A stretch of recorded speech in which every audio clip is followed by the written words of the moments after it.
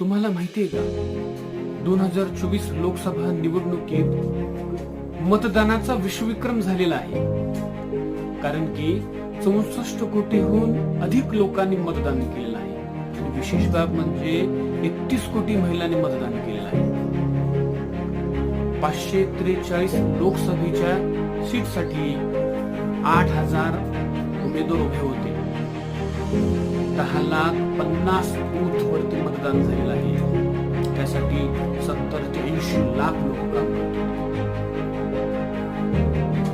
आणि एकूण खर्च किती झाला असेल?